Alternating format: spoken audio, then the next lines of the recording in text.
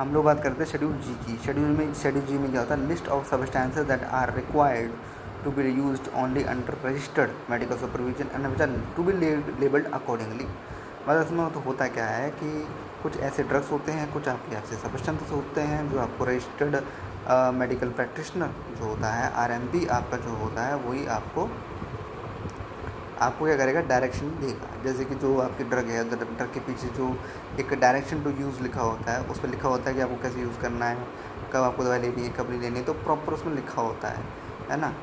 तो और या फिर आपको जो आपका जो रजिस्टर्ड मेडिकल प्रैक्टिशनर जो होगा, आरएमपी जो होगा, पर्सन जो होगा, वो आपको बताएगा कैसे आपको ड्रग लेना है, कैसे आपको यूज़ करना है। तो वो सारे शेड्यूल जी में ऐसे ड्रग्स आ जाते हैं, ठीक है।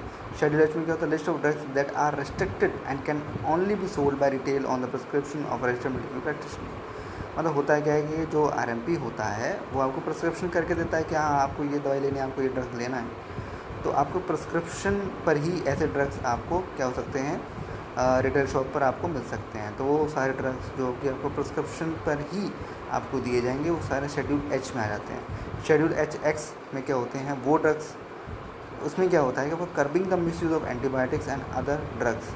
इसमें क्या होता है, एंटीबायोटिक्स के मिसयूज़ को रोकने के लिए और दूसरे अगर ड्रग्स हैं उनके मिसयूज़ को रोकने के लिए, उनके दुरुपयोग को रोकने के लिए वो सारे रूल्स एंड स्टैंडर्ड्स जो हैं वो आपके शेड्यूल एच एक्स में आ जाएंगे।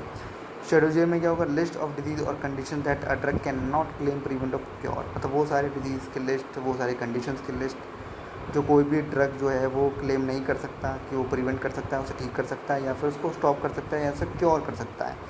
ऐसी डिजीज़ और कंडीशन की लिस्ट जो होगी वो शेड्यूल जे में आपको प्रोवाइड की जाएगी। शेड्यूल के में क्या होगा, drugs exempted from certain provisions related to manufacturing drugs.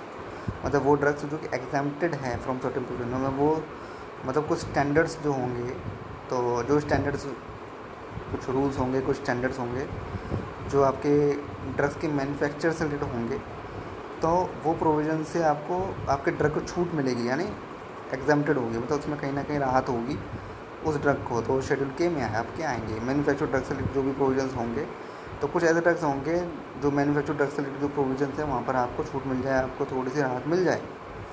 Schedule 11 में क्या होगा, good laboratory practices and requirement for premises and equipments. मतलब ये इसमें शेड्यूल 11 में क्या होगा, गुड लेबोरेटरी प्रैक्टिस, जैसे कि आपके प्रेमिसेस की जो भी रिक्वायरमेंट है, आपके इक्विपमेंट की जो भी रिक्वायरमेंट है कि ये क्या क्या इक्विपमेंट्स आपके होने चाहिए, रिक्वायरमेंट प्रेमिसेस के अंदर क्या क्या रिक्वायरमेंट होनी चाहिए, वो रिलेटेड वो आपकी सारा का सारा शेड्यूल 11 में आपको प्रोवाइड किया जाएगा। तो वो सारे शेड्यूल 11 में